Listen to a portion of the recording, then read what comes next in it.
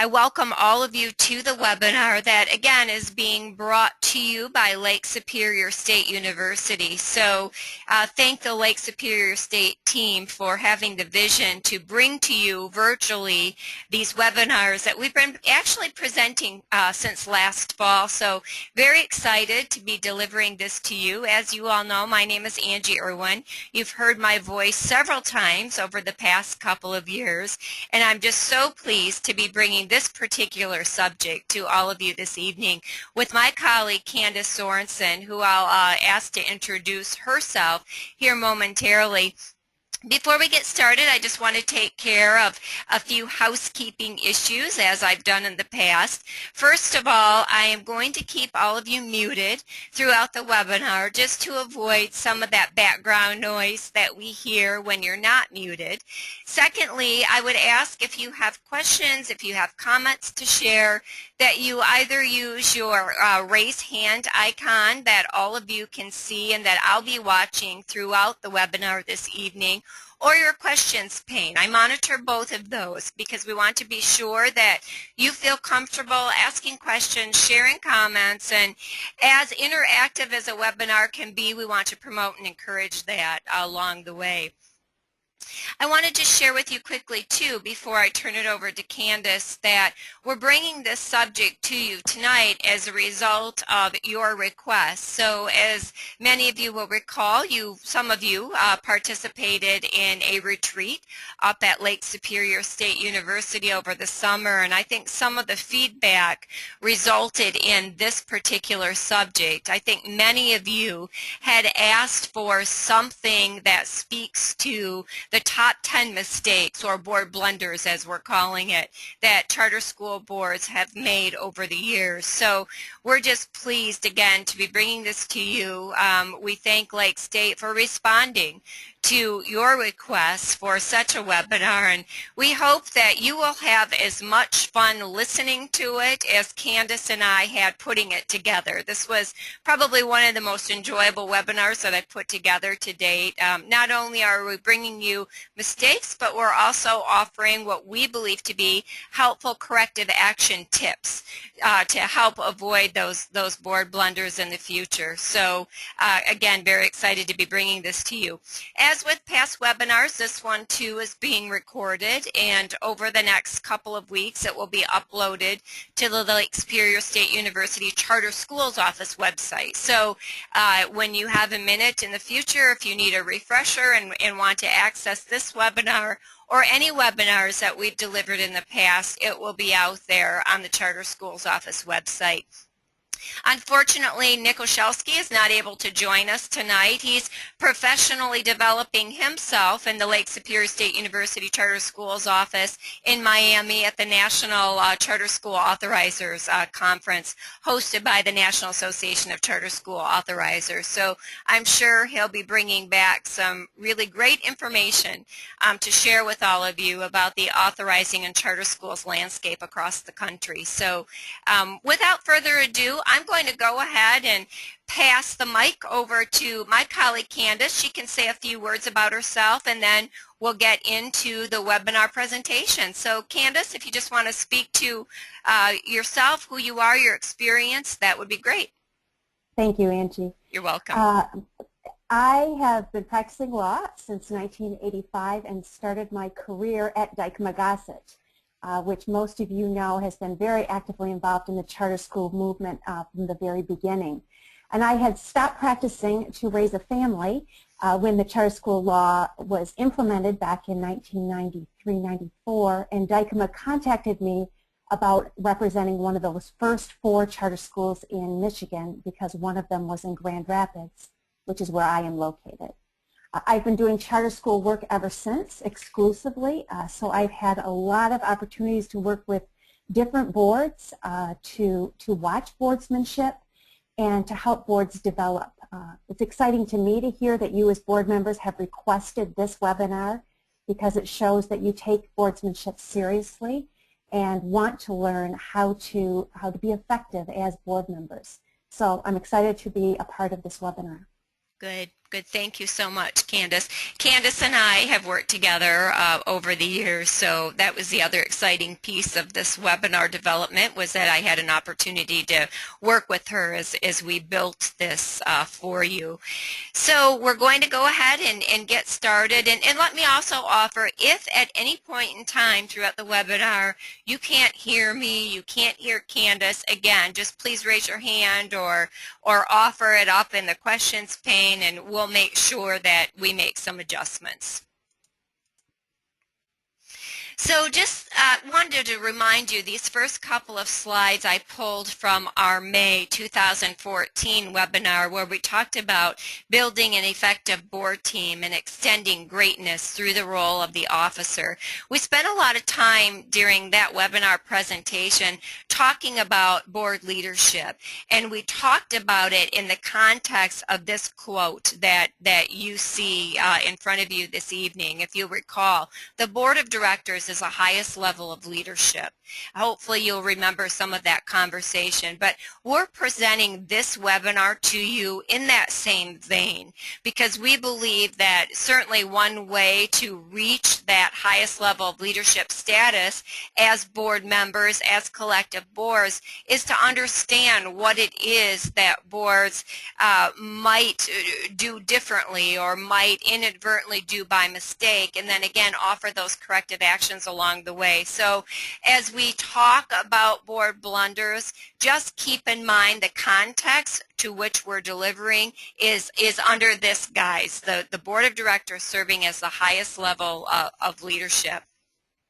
And as you'll recall, again, back in May 2014, when we talked about leadership boards, I identified about 7 characteristics that, through my experience, and I think Candace will attest to this as well, really creates a good, solid leadership board. So we talked about how leadership boards understand their role as leaders, develop capacity to govern well, evaluate performance, govern for results, ask those wise questions, create and implement effective processes, and understand the value in and need for board succession planning.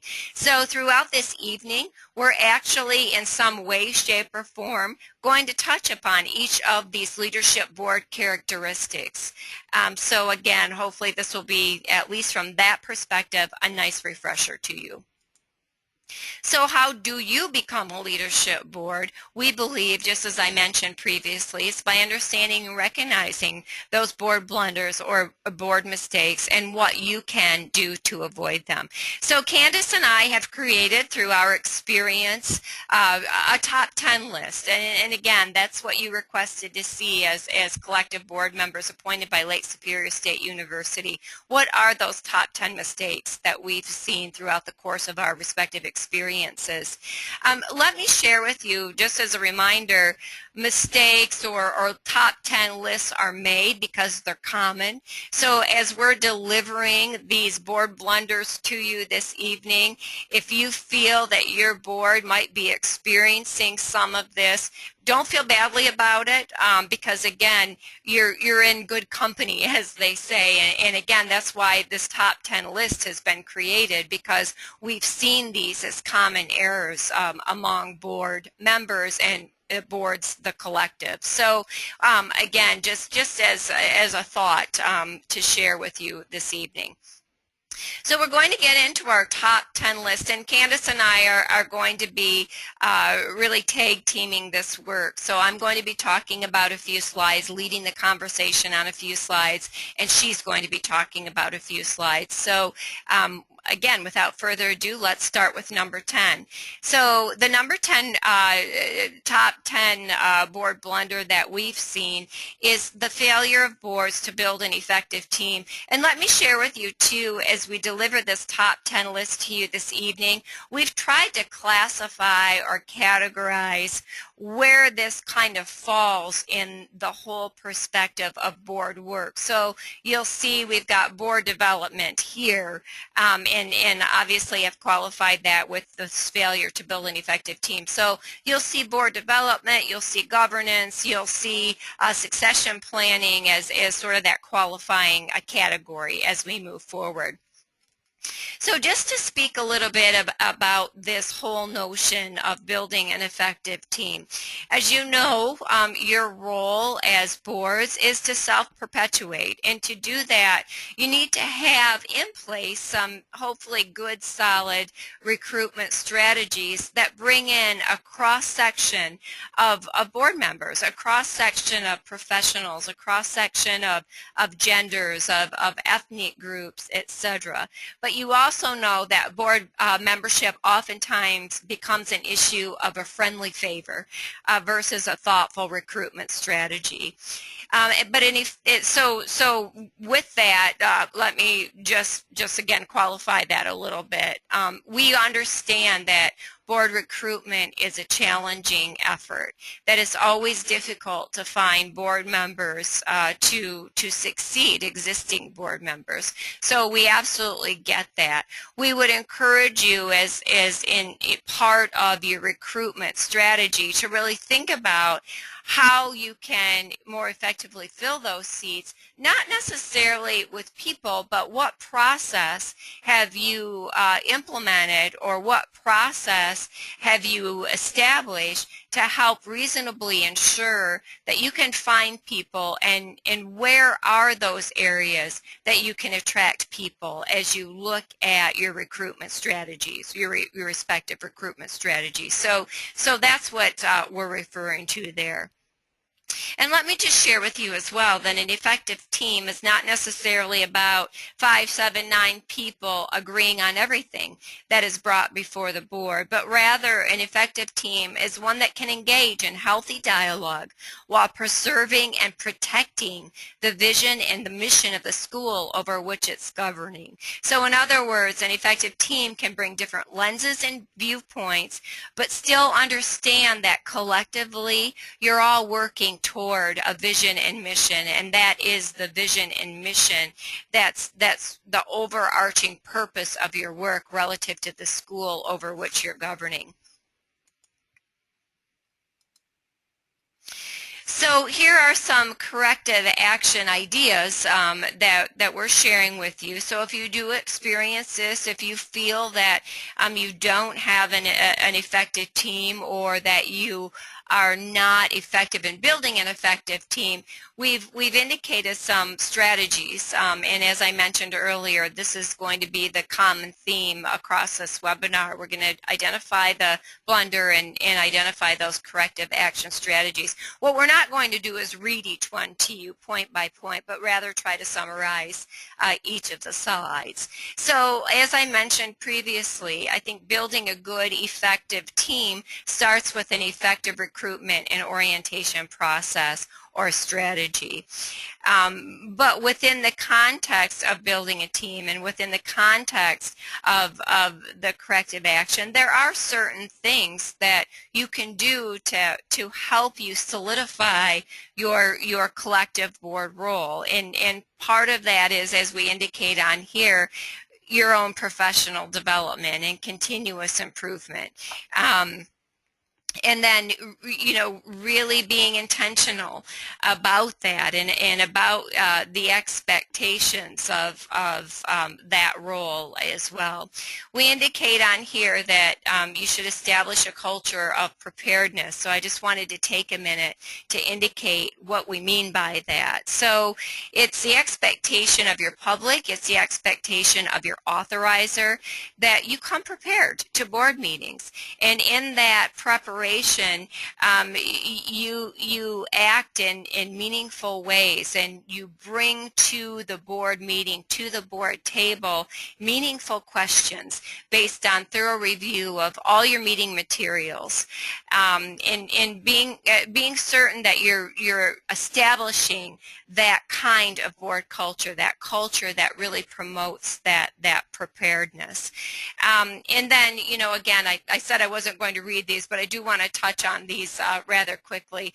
Engage in that agenda preparation. So at the end of the day, it's really the board that should be responsible for controlling and managing the agenda, and the majority of you work closely with your management organizations to build that agenda, but be sure that the board is participating in agenda preparation and that you're taking the building of the agenda very seriously. And spending time on the agenda will hopefully bring efficiencies to the board table at the board meeting. So, perfect example, I was at a board meeting last evening that started at 6:30 and ended roughly at 9:30.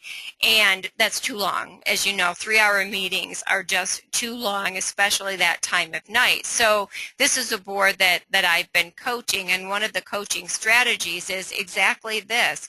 Be thoughtful in the agenda preparation and really think about what are those subjects that need our attention at this meeting this month. What can we wait to talk about potentially for next month, and how can we time these out so we're being more sensitive to how long we're spending in a board meeting. So again, that's certainly part of engaging in that agenda preparedness. And we're going to talk a little bit about succession planning and the whole sense of future planning when we get down the road in our top 10 list. So I won't spend a whole lot of time in that area. So again, number 10, build an effective team. The board blunder is the failure that we've seen of boards to do that. Here are some corrective actions for you. So having said that, we'll move on to number 9, which Angie, if I could I just for sure. Yes. I'd just like to add, you had talked about the importance of building consensus and collaboration and how important that is to an effective team. And I'd like to talk a little bit about some of the challenges that can come to developing that sense of consensus. Mm-hmm. And one of those would be having board members with personal agendas. Right. If there is a board member with a personal agenda or not a very good understanding of the importance of the board function and role to speak as one voice, that can make it very difficult to work as a cohesive, effective team. And that is a challenge that each board needs to address. And one of the reasons for onboarding of new members, as you had put in your corrective action, is to help each new board member coming in understand the character of the board, understand the environment, the function of the board. Another challenge is board members are very busy people, and sometimes they are too busy to become knowledgeable, which leads to very long board meetings because there's more discussion than maybe would have been necessary if all the board members understood the issues in advance.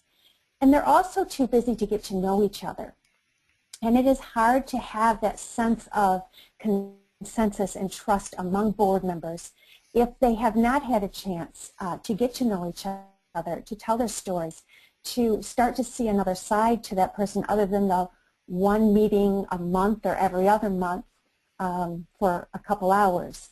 So just some suggestions of things to look for in terms of what may be challenging your board in terms of being an effective team. Good. Thanks, Candace. Very helpful. Very helpful.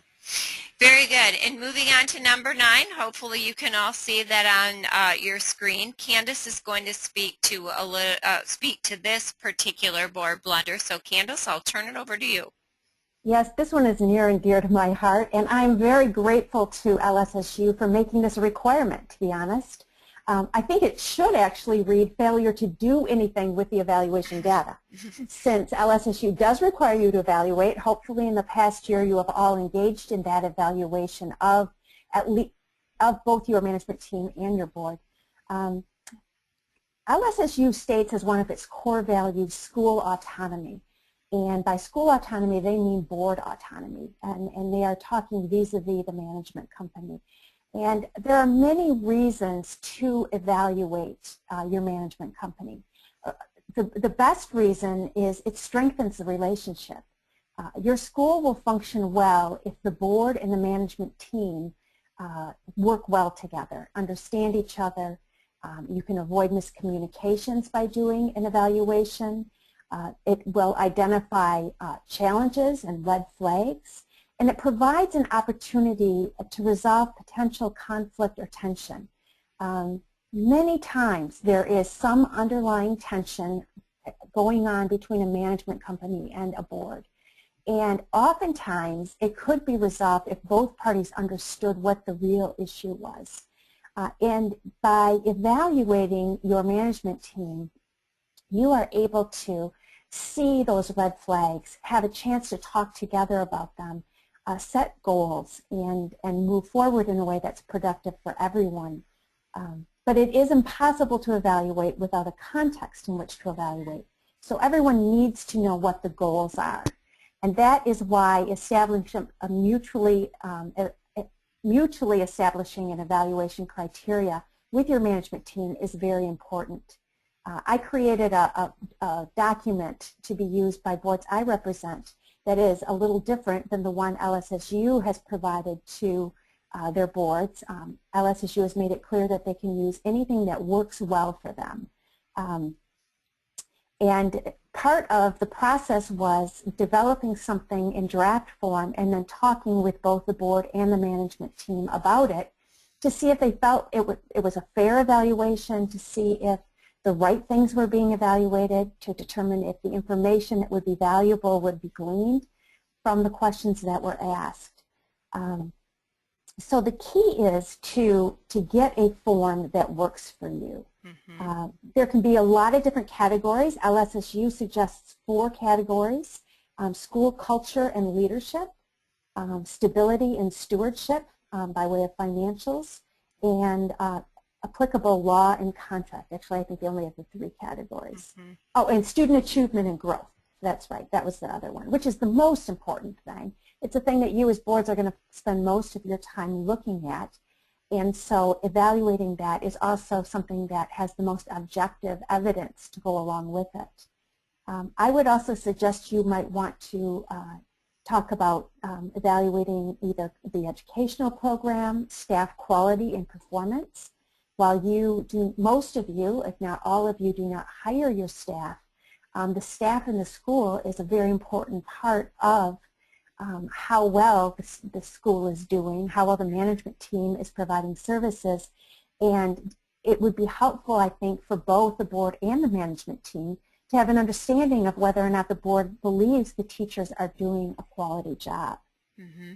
Another one besides student achievement and growth is progress towards goals. We will talk more about this later, and the reason I raise this in particular is it's easy to get buried in data and to get a lot of data points and not have a clear idea of the progress you're making toward your goals. And I know LSSU just amended their charter contract to clarify and set forth new goals with objective standards.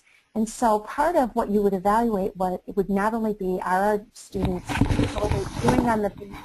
how are they doing with their MAP growth data, but also where are we in terms of progressing toward those goals. Mm-hmm. And some others you may want to think about would be the facility, if you're happy with the facility, school climate, those sort of things. Yeah. In terms of establishing a formal timeline, I know that LSSU asks you to have them in by June 30th. I would recommend a spring evaluation because it gives the management team and the board almost the full academic year to work through everything and to reach the goals that had been set the previous year. But it also gives you some time to review the outcomes of the evaluation so that you can make corrections before the next school year begins. And if at all possible, make corrections in the budget if necessary to address maybe some educational programs that need to be put in place if the evaluation reflects that the board is not satisfied with progress toward educational goals. Mm-hmm. Mm-hmm. And then the management team can spend time in the summer getting ready to implement any action plan that comes out of that evaluation. Mm-hmm. Another point that LSSU makes that is very important is that it's a continuous process and not a sporadic event. And in all honesty, I have yet to find a board that sees it as a continuous process, and it instead simply does the evaluation. Okay, we've done it. We really don't have time to look at the data to know what it's telling us, to know if there's anything we need to discuss with our management team. And as a result, that continuous process of communication, of improving, just gets put on hold until you do the evaluation a year later. So I would suggest that you take time to review an action plan, ask the management team to report out on it.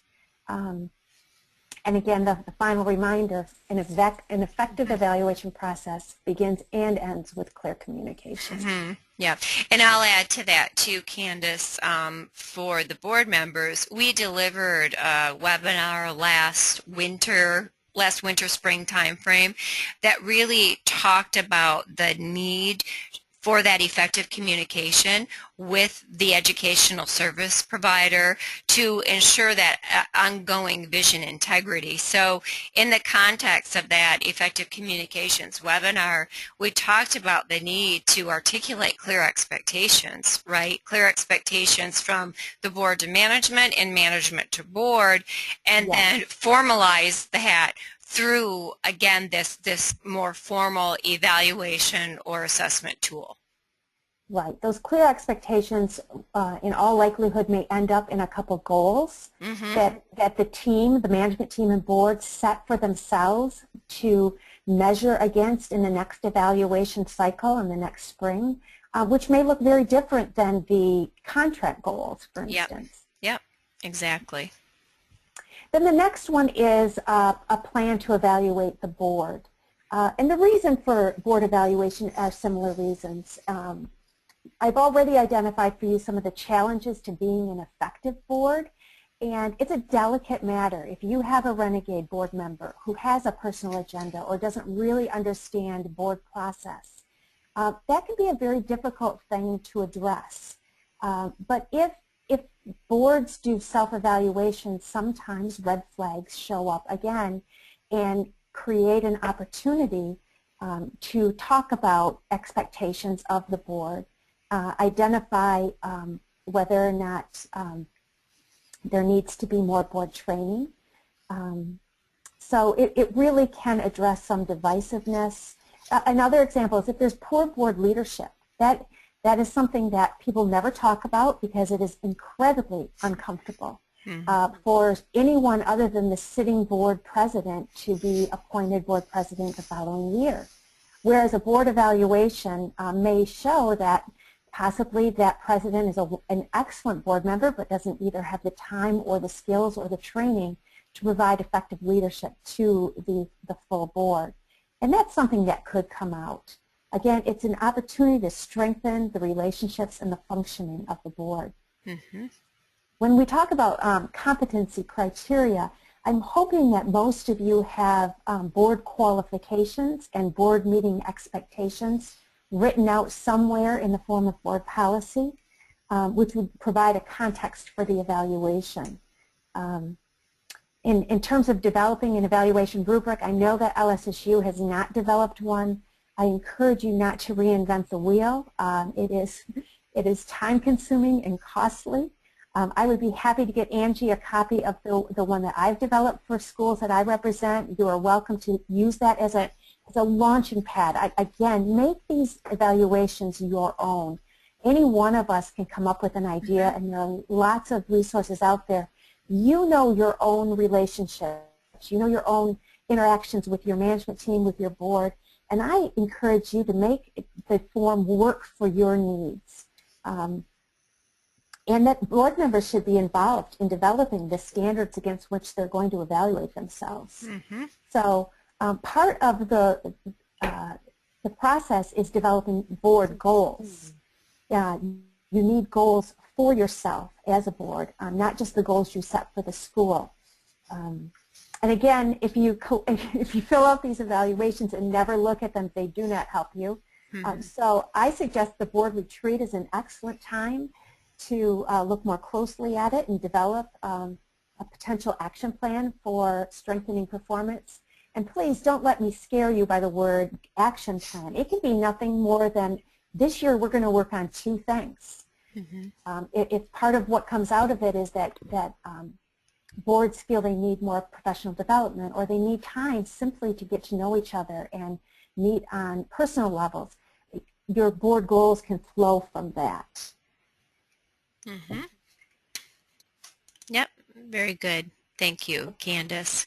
And You're I welcome. think we talked about this a little bit, but I think for both of those processes, and it is a process, so keep that in mind. I always encourage boards too to think about what is the process for evaluating yourselves, evaluating your management, and develop that first. So once you have a process with timelines and ideas about what it's going to look like, then you can start working on the tool. And absolutely, as Candace said, take the templates that are out there. I have one too for both boards and management, but always modify them to meet your own needs, your own nuances. That's a really important piece of what she shared with you this evening.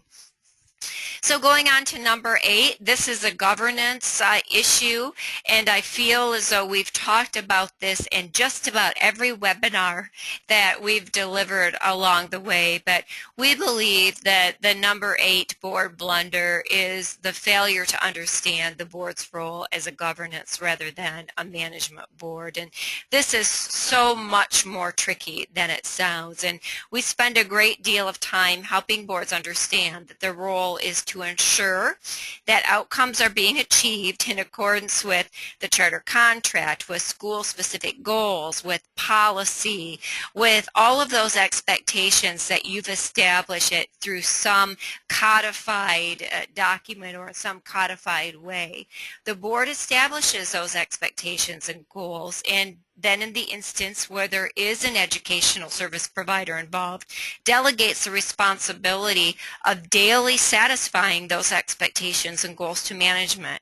But then your role as a board is to measure the effectiveness of performance through that comprehensive evaluation tool that we just talked about in board blunder number 9. We oftentimes state that the board's role is to ensure, while management's role is to execute. So as we look at this subject and some of these corrective action items, how can you be sure that you are serving in that governance capacity and that you are more focused on governance issues versus management issues? Here are a few ways that we've identified for you, but number 1 is to establish policy. So I hope that all of you on the webinar this evening have some kind of policy documents that you refer to in your board governance role. What policy does is it allows you to govern consistently.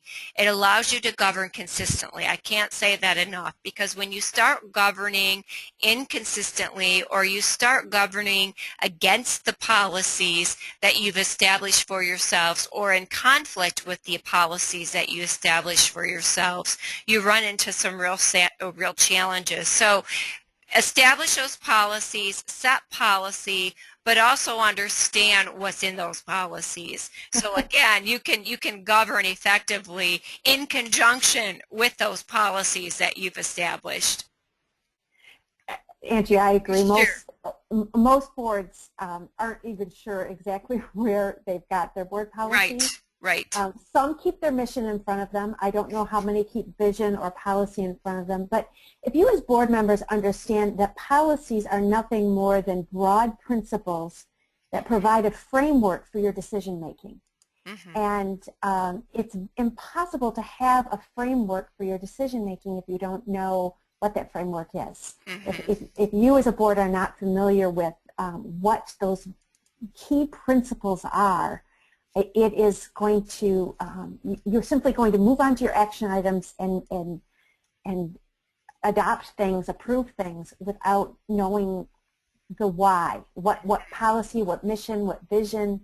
statement is supported by this particular decision. Yep, absolutely.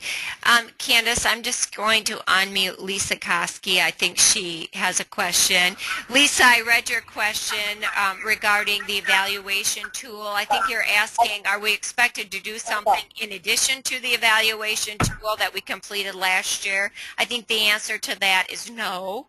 That when Candace was talking about the evaluation tool, I think the one you probably have and completed is the one to which she was referring. Yes. LSSU expects you to do it annually, so in all likelihood you did it last spring. My suggestion is to take that information as a board and see if there's any area that you need to talk with your service provider about. Mm-hmm. Lisa, does that answer your question? Lisa, can you hear me? Okay, I think that was the question she asked, so we'll put her back on mute.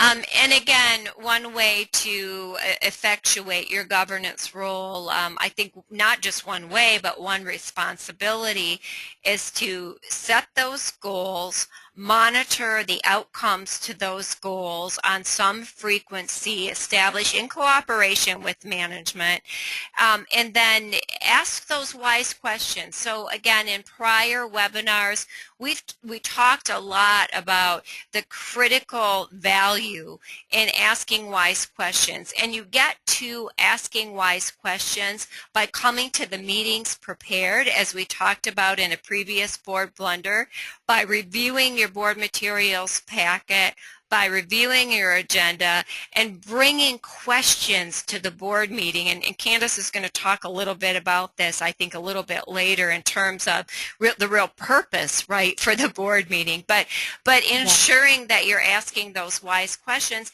and expecting answers to those questions asked along the way, but particularly, at the board table. So again, just a few ways that you can better effectuate that governance role and really start serving as a governance board versus a management board. Candace, is there anything you want to add there? I'd just like to mention that in setting goals collaboratively with the administration, there are two very common mistakes for boards. Mm-hmm. Either they defer completely to the management team, or they want to provide another layer of management. Mm-hmm. And a key aspect of being a governance board is finding the balance between those two and truly working collaboratively in goal setting. Yep, absolutely. Absolutely. Great, thank you. And then number 7, you see this is another governance issue, but the failure to establish and or use committees effectively. So I would say to you about this committee work, if it's clearly articulated what the expectations of committees are, can really add efficiencies to the public meeting process. I think particularly on issues that may require action or activity prior to a vote. So some of you may have established committees like board policy committees, marketing fundraising committees, finance committees, any kind of special or ad hoc committees as necessary.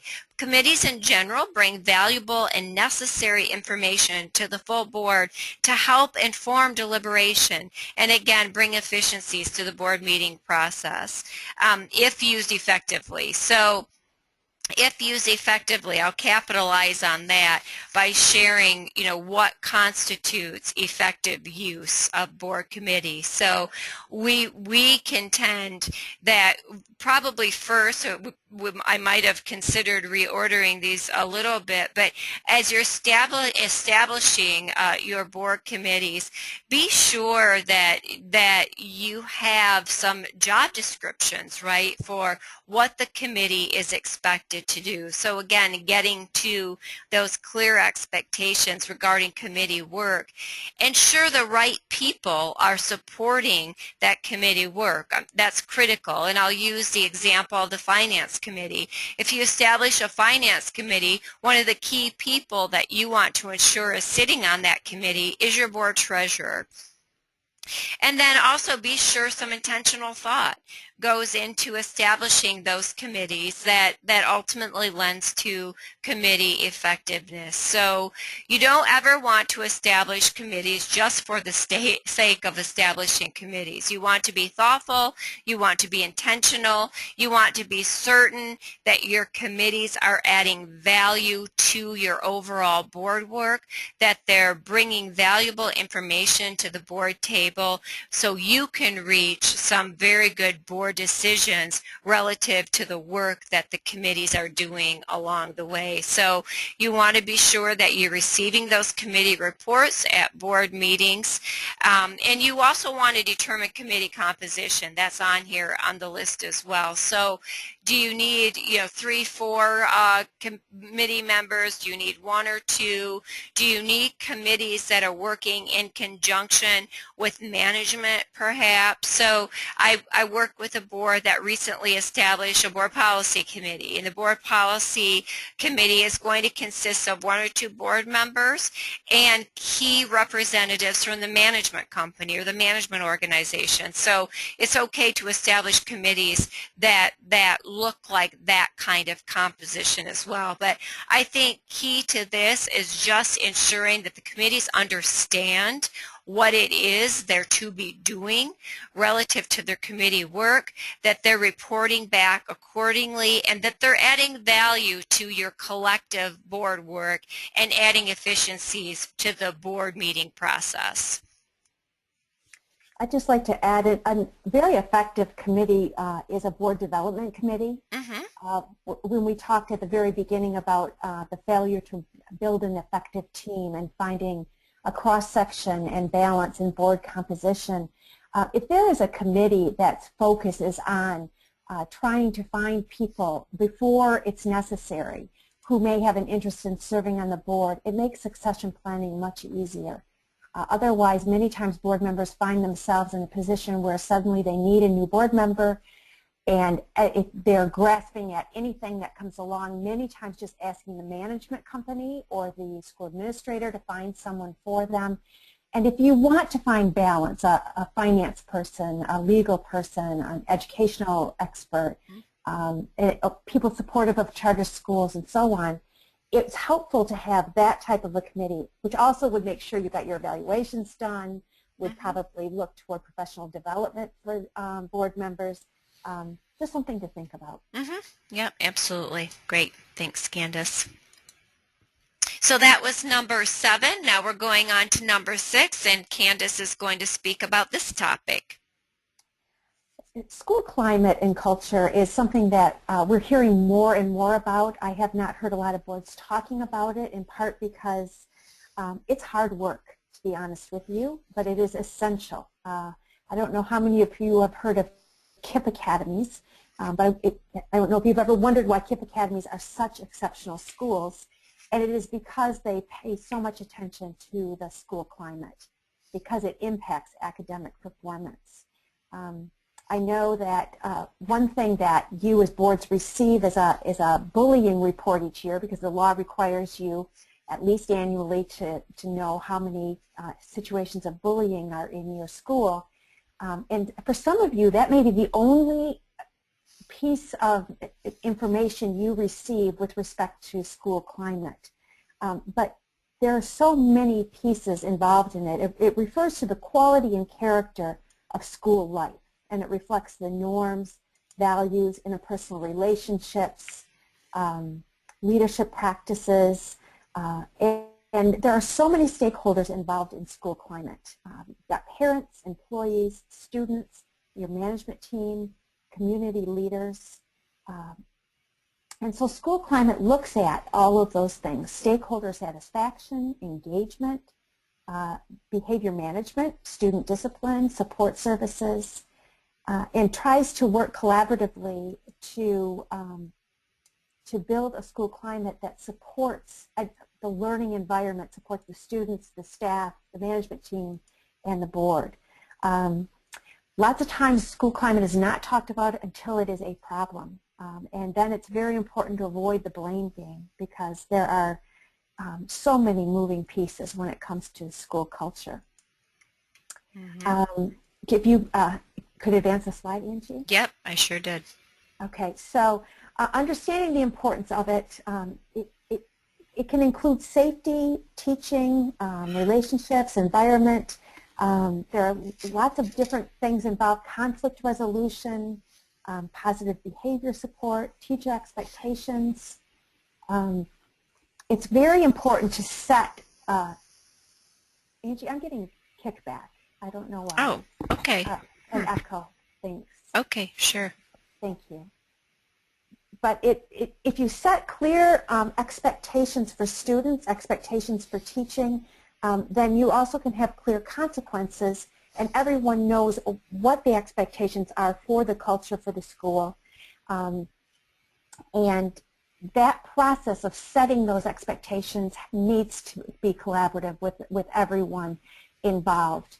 And then once that work is done, then the board needs to stay informed about how it is being implemented at the school, which is why I suggest you develop a school climate culture dashboard of information to be monitored. And that is up to you as a board what you want to see. I have seen different pieces: parent satisfaction, staff satisfaction, student attrition, student discipline issues, student engagement and re-engagement when they have been on suspension, restorative justice, racial reconciliation efforts, peer group efforts. There are all kinds of pieces that, again, you don't want a dashboard with so much information you can't absorb it all, but you as a board need to wrestle with what pieces of school climate are important for us to monitor so that we know that this is a good learning environment, it's a good working environment, and a place where people will succeed. And there are lots of barriers, just so that you know, to this work. You need staff buy-in. If you decide to work as a board toward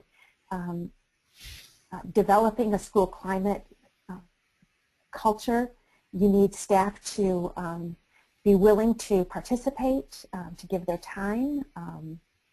And there's a lot of resistance to systems change as well. So this is a key area, not an easy one, but it is a very important one to consider as a board. Mm-hmm. Yeah, absolutely. This is mine also. I think this is yours too, Candace. Yep, absolutely. This is another one. Angie was talking about the 3-hour board meeting, and I can almost guarantee you everyone listening has experienced that. Mm-hmm. Governance boards, and what I'm going to say sounds obvious, and it is, but it's very difficult to do in practice. But governance boards need time to govern. That's the bottom line. And there are 3 major roles that you have as a board. One is to set the direction of the school, which is your mission, vision, and policy. The second is to monitor information to make sure you are moving in the direction of that mission and vision. And the third is to evaluate performance. And 90% of board meeting time, board member time, is spent on monitoring information. But without connecting that information to either the mission and vision of the school or evaluation. So board meetings become a situation of receiving a tremendous amount of information and not really having time to deliberate on policy matters. The quality and content of information that is shared with the boards in advance is really important. And characteristics of good board information is it's concise and communicated as briefly as possible. It's meaningful and presented in relationship to a goal or other significant factor being considered by the board. It's timely with respect to the current agenda. If you are receiving a board packet 2 days before the board meeting, unless that board packet is under 15 pages, that is not timely information because it's difficult to absorb a lot of information in a short period of time. It needs to be the best available information, and the context of why you are receiving that information is also important.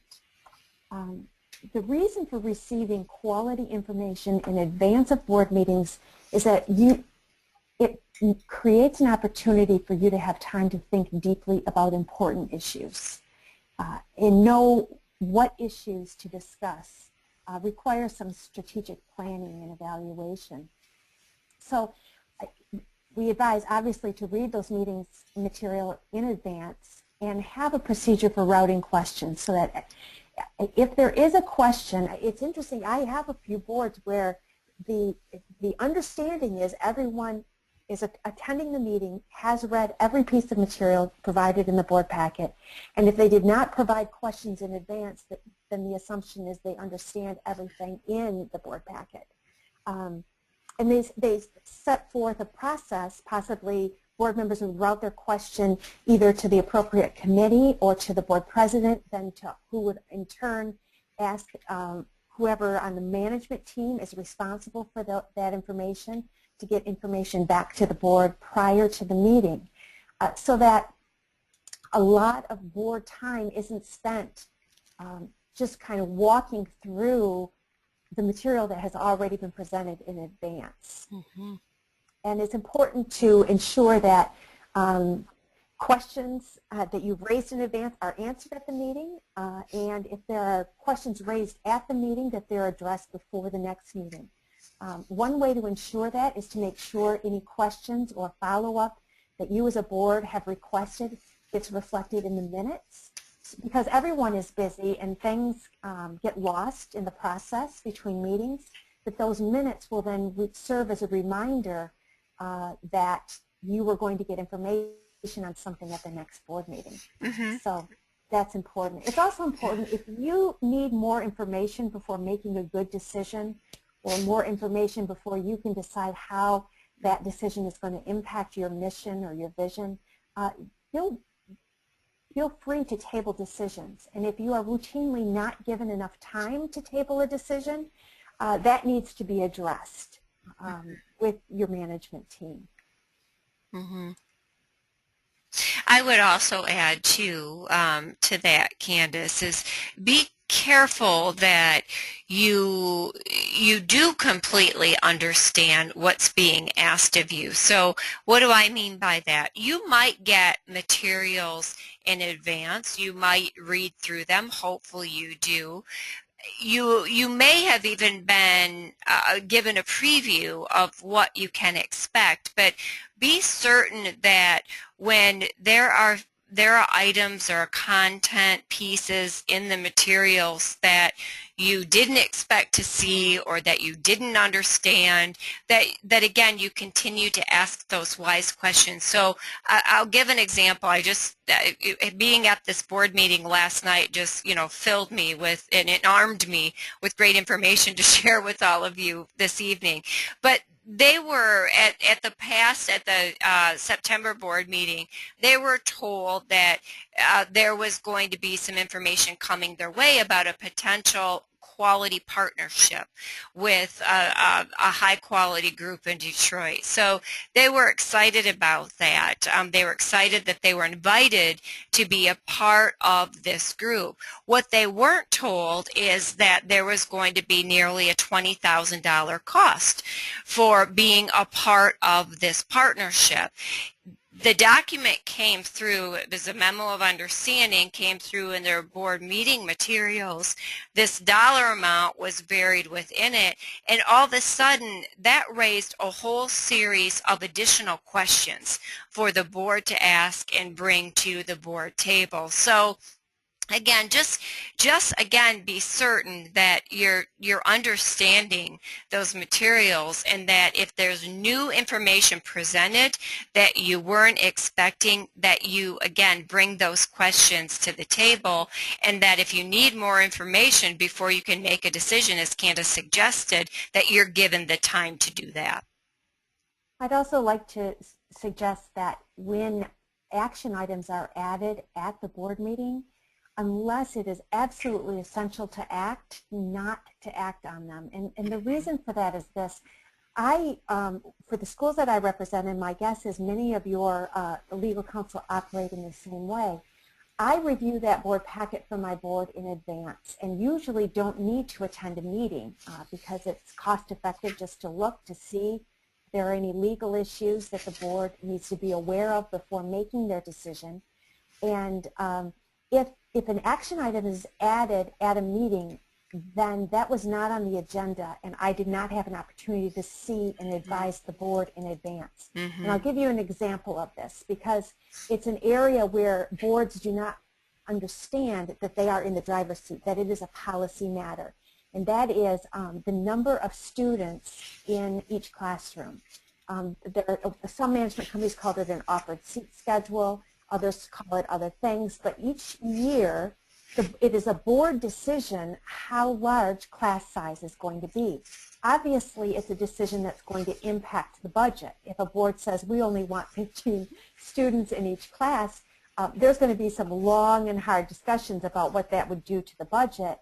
But the bottom line is class size is a board decision. It is not a management company decision.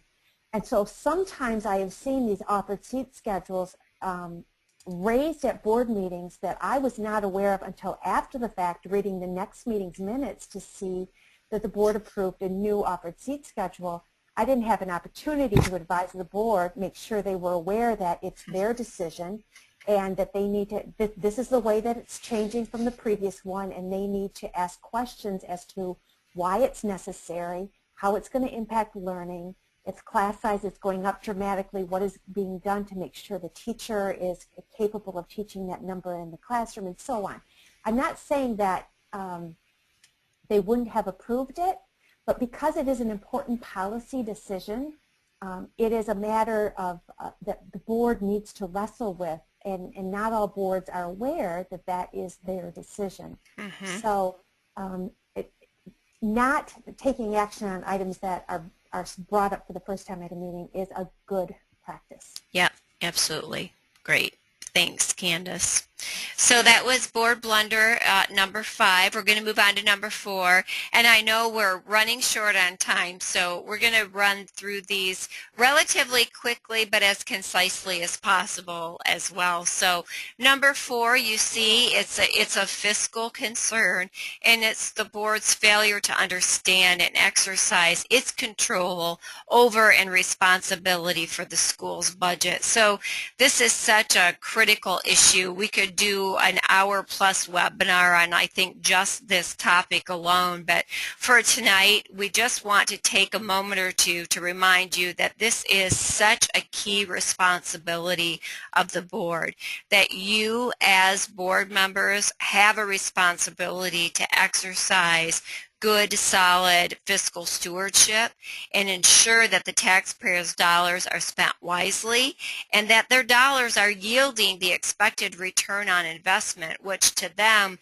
in the situation of public schools, is well-educated children.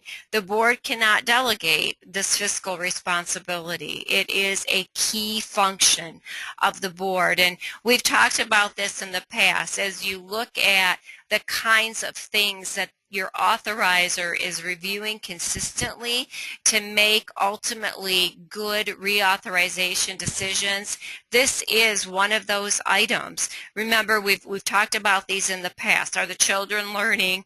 Is the money being cared for, right? So this falls into that category. Is the money, are the taxpayers' dollars being well stewarded over?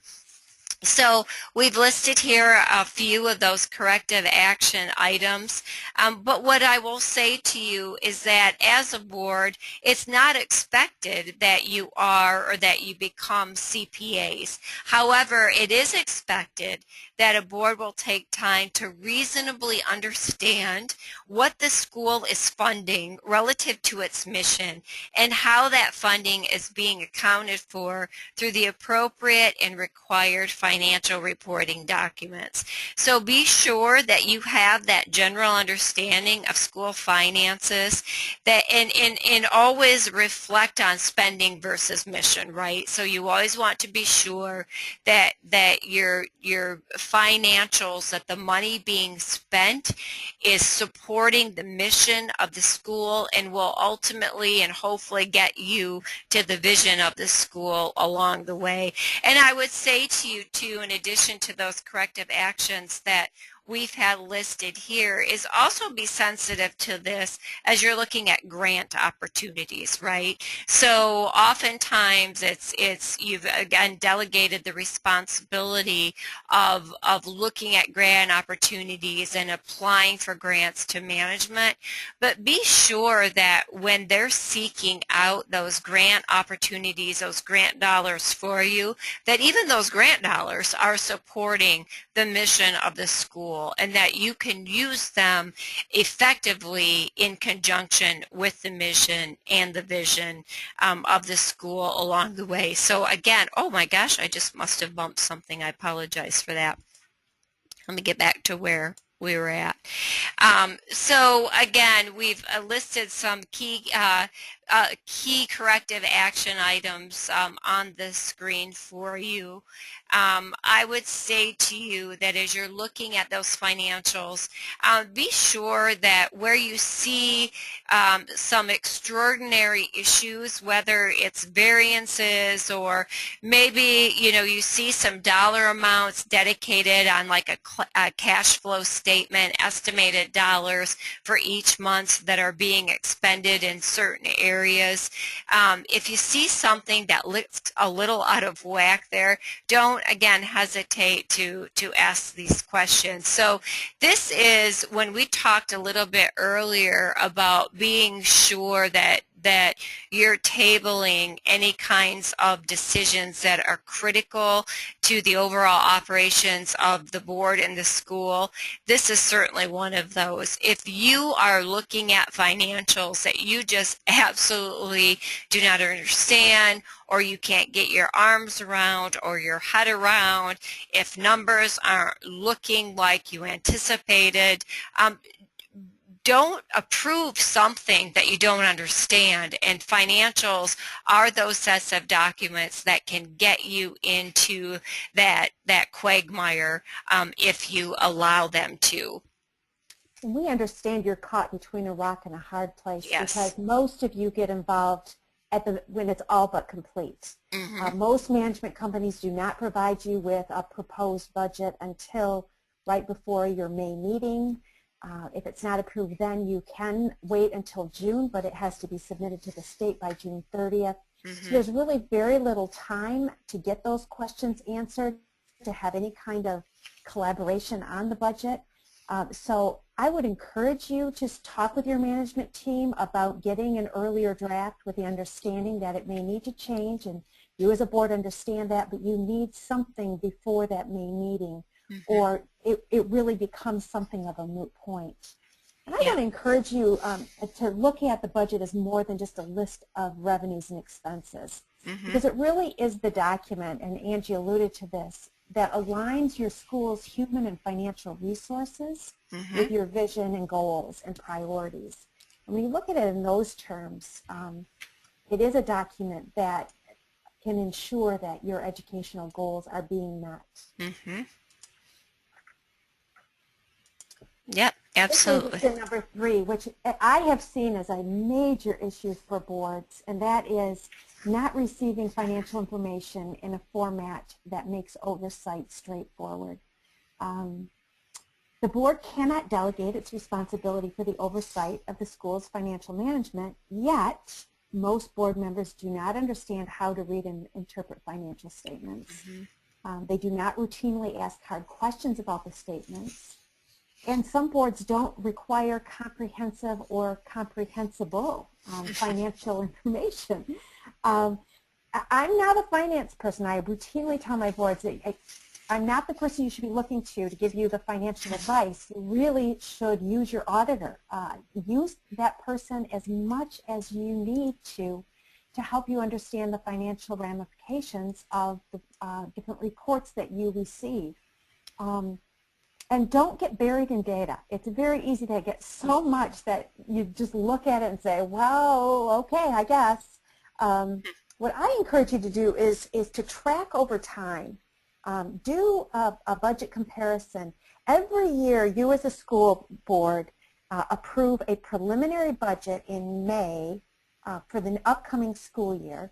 You amend that budget again around November after the school count comes in. You will amend it again to have a final budget in May of the following year, of the end of that academic year, and then you will end up with actual financial statements as of June 30th.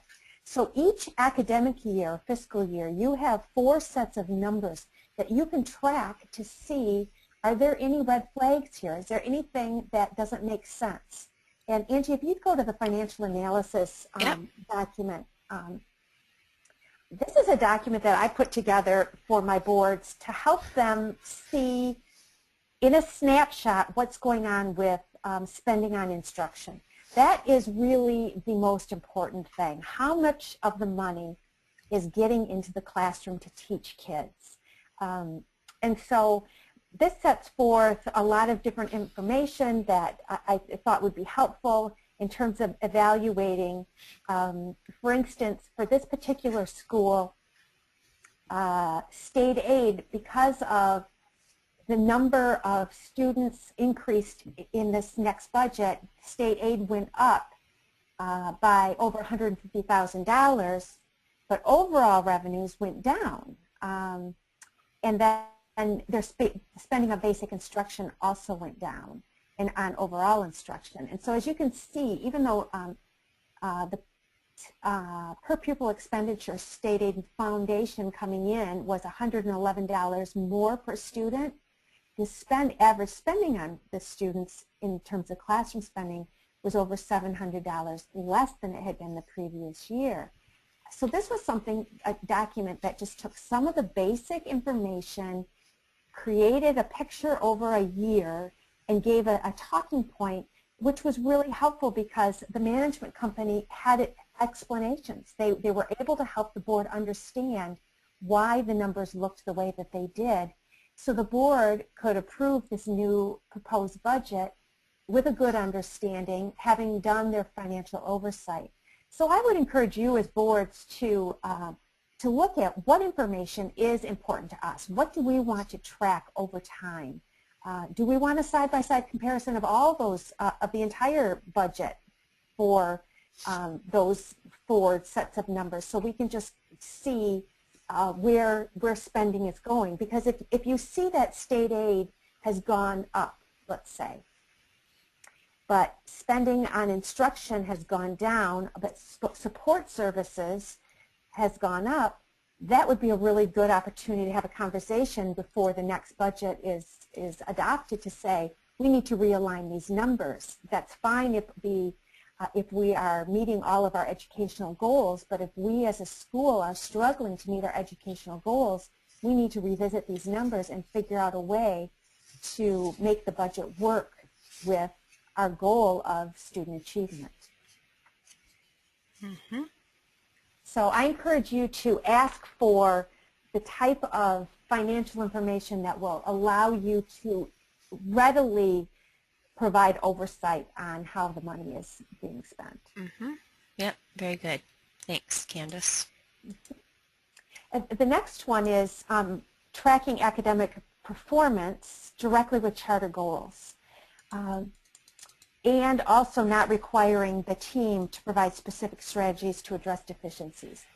I know that all of you are getting a lot of academic performance information at least 2 to 3 times a year, which is very helpful, but it kind of reminds me of a quote that I heard in Homeland recently, where they were talking about the Afghanistan war, and he said, you know, we haven't had a 12-year war. We have been fighting a 1-year war for 12 years. Mm-hmm. And what that said to me was there was no advanced planning. We're going to talk lastly about strategic planning, but the same thing can happen 3 times a year. You can be fighting a 3-month war on student performance and growth without getting a really true picture. And my guess is most of you have no idea on a 5-year basis how your growth and proficiency has tracked. And so I encourage you to have a dashboard that allows you to track that information over time and directly with your goals. LS has used to set forth these new goals, and so every time you get your dashboard saying where your students are right now, I encourage you to make sure that that same dashboard says where they've been and where they need to be to meet what the goal is for them and how much you've closed the gap between the actual and the goal that LSSU has set for you.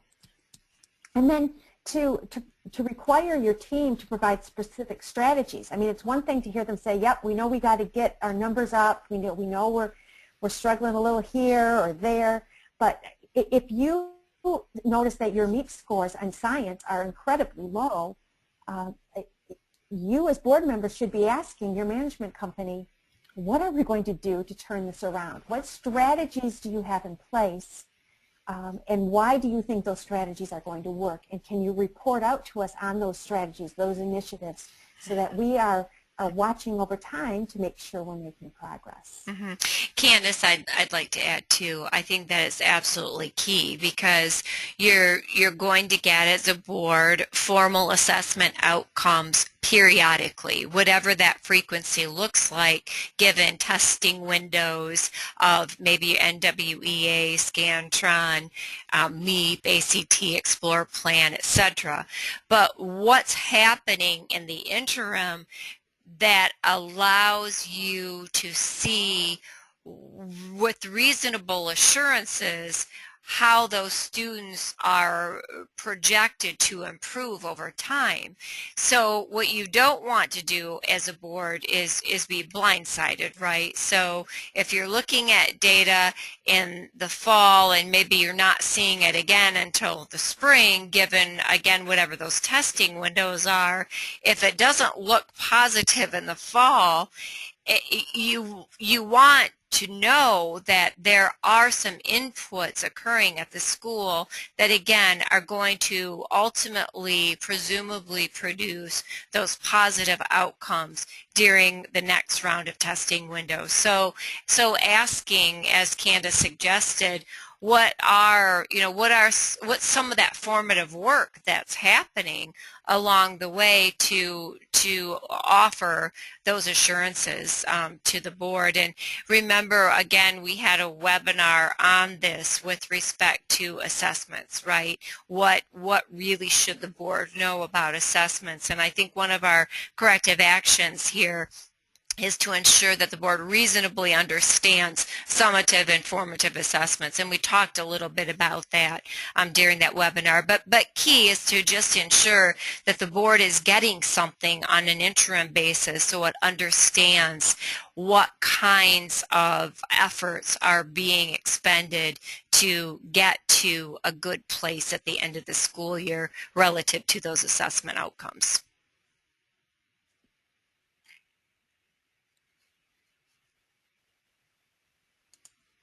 What? Candace, are you there? Yes. Okay, sorry. Sorry.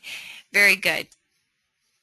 Okay, excellent. So we just have one more slide. And if we were live and in person, I would ask all of you, can you guess what this #1 board blunder might be among boards? But I think by now I would probably get a sense that you might understand what it is just based on what we've talked about. But again, what we've seen historically is really the board's failure to engage in effective strategic and or future planning, and this really falls under that whole planning category. So I would say this to you, while this is our #1 board blunder, a board blunder, I would offer it's the fault of humans in general, right? I mean, we fail to plan for the future as human beings because we get so caught up in our daily responsibilities. We forget about tomorrow. Then tomorrow comes and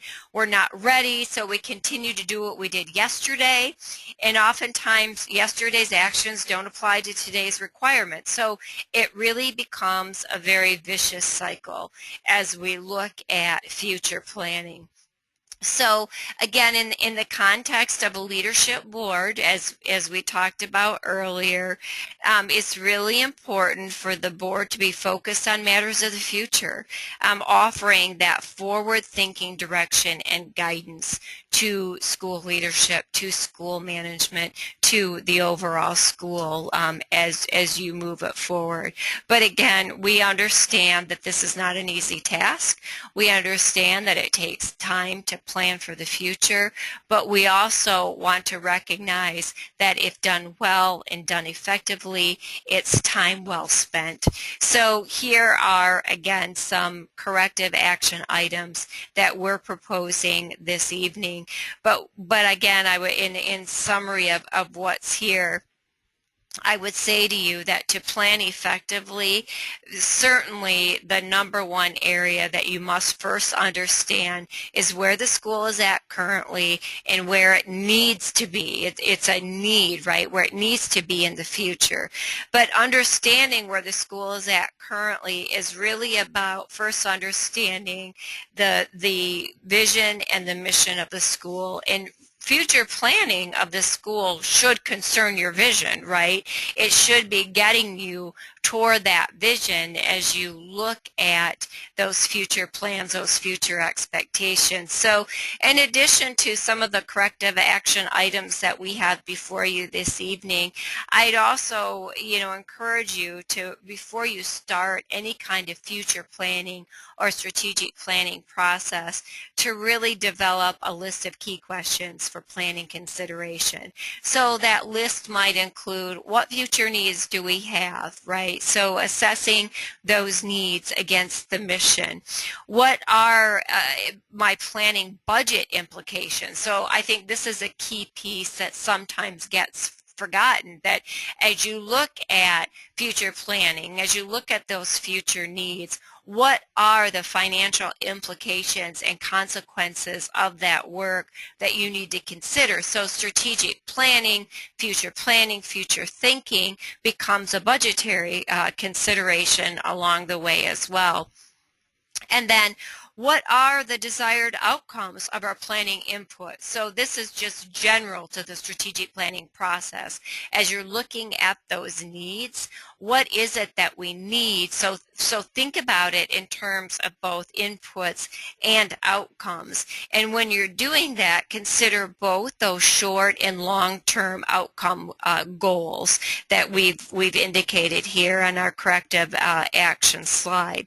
And I would also encourage you to think about any charter contract implications. So as you're looking at those future needs, there are likely going to be changes that will impact your charter contract. So be sure that as you're looking at your future needs, as you're looking at strategic planning, you're considering the charter contract and communicating with your authorizer relative to any charter contract amendments that might be required as a result of your strategic planning process. So I would say to you that in terms of strategic planning, you are change agents, right? And your role is to move the school from where it's at today to where it needs to be ultimately. So again, it's a visionary exercise, and it's difficult when you're giving your volunteer time to this effort, but it's certainly a key piece of the board work that you do. And Candace a few slides ago talked about the board retreat and certain things that you can discuss in board retreats. I would certainly think about where strategic planning fits into that retreat process. And it doesn't, strategic planning doesn't, it always sounds daunting, as we talked about. It doesn't necessarily have to be a daunting exercise. You don't have to come out of your strategic planning process with a 300-page document that talks about the future of the school. You can develop a format relative to your strategic planning work that is manageable, because again, as the board, you not only want to engage in the strategic planning process, you want to track your performance relative to that strategic plan, your performance, the school's performance. So, think about manageable ways that you can do that, and that it just doesn't become an ongoing daunting exercise along the way. So again, those key questions, but in addition to those key questions, really think about those areas of focus. And we've outlined here that those key areas, as you look at future thinking, as you look at strategic planning, should really be around your academics. It should be around, your fiscal responsibility, and it should be always around your climate and culture, where you are now with respect to that and what you're trying to create long term in terms of the school. So, Candace, whatever you'd like to add there. Yeah, that they impact each other. Yeah. Strategic planning is an opportunity to look at underlying issues, Mm-hmm. to stop fighting one-year battles over and over again. Yeah. Every school, one of their main goals is academic performance. But as you do strategic planning, you may discover that one of your underlying issues that is really precluding the academic growth and proficiency that you would like to see is attrition and truancy. You cannot teach students who aren't there. Mm-hmm. And so if that is an underlying issue, then talking about what changes could be made to the climate and culture in order to lower attrition rates, in order to lower truancy issues, absenteeism issues, discipline issues, those decisions can directly impact academics. But until a board starts doing strategic planning, it doesn't identify what the underlying issues for their particular school are that are standing in the way of success. Mm-hmm. So I agree with Angie. It is not work that so often it seems there just isn't time for it, but it is very important work in charting the future and the course of your school. Yep, absolutely. Absolutely. So there you have it, board members. That is your top 10 mistakes as we've experienced them made by charter school boards. And oftentimes during these webinars, I pause and give you time to ask questions. I think some of you have asked throughout, so I didn't do that as consistently as I have in the past. But I am going to pause now. I'm going to give you an opportunity to ask any questions, share any thoughts that you might have relative to the information that we shared this evening. It's a lot of information. We recognize certainly that we went over the time, but hopefully you were able to really really engage and think about what your board role is, and again, how you can avoid these board blunders in the future. So if you have questions, why don't you just use your raise hand icon, and I'll just kind of scan through the attendees list and unmute you so you can share those questions or thoughts. So I'll give you a couple minutes to do that.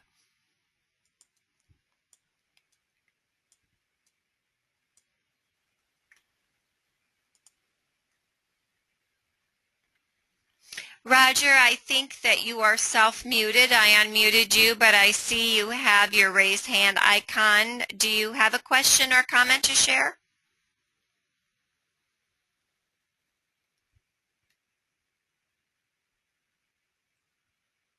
Nope, maybe not. Hi, guys. Hi, Scott. How are you? I'm doing well, thank you. Good, good. I see your hand up, so wanted to give you the opportunity to speak. Yeah, thank you very much for the meeting this evening. It's very, very informative. question I had earlier is you mentioned getting to know your board outside of the meetings to build trust. Under what circumstances can we do that without it turning into a non-public meeting? Mm-hmm. It's a great question. Yeah. If it is a social gathering, that does not violate the Open Meetings Act, but there is always the risk that you're going to start talking about board matters, and it's very important to avoid that. If it's going to be a social setting where you're not going to notice it out, then you need to avoid all discussion about school-type matters where you might be deliberating toward a decision. Does that make sense? Yes, it does. Thank you. Social gatherings are absolutely fine, and people can self-police. I mean, because you do have the school in common, quite often somebody might start talking about something, and another board member might just say, you know, we probably shouldn't be talking about that. Very good. Thank you. Mm-hmm. Good. Good. Thank you, Scott, for the question. It's a very good question. That's always an ongoing discussion with and among board members, right, Candace? It is. Mm-hmm. Good. In fact, and I should also mention in regard to the Open Meetings Act, there's a lot of dispute as to whether or not committee meetings, since we were recommending committees, need to be held in an open meeting, and even if a quorum is not present of the board. So just something to be aware of if you decide to have committee meetings. Yep, absolutely. Good. Thank you. Any other questions, comments? I'm looking still, scanning the list. Just a couple of final thoughts. Number one, as I mentioned, this has been recorded. It will be uploaded to LSSU's website. However, if you want me to email the presentation to you, I would be happy to do that. So don't hesitate to just pop me an email asking for it. Some of you already have this evening. And then secondly, I would say to you, if there's any one topic that we've touched upon this evening where you'd like to just learn a little bit more about or have some further questions about, or maybe, you know, want me, Angie, to come out and talk to your board, I would be happy to do that. So don't hesitate to email those follow-up thoughts or comments, because again, we did share a lot of information with you this evening, and some of these, as we indicated, some of these board blunders could be 1-hour webinar sessions within themselves. So we understand that as well. So again, don't hesitate to email me if you want some follow-up information regarding any one or two or three that we talked about this evening. So good. Not seeing any additional hands raised, I want to thank you for participating this evening.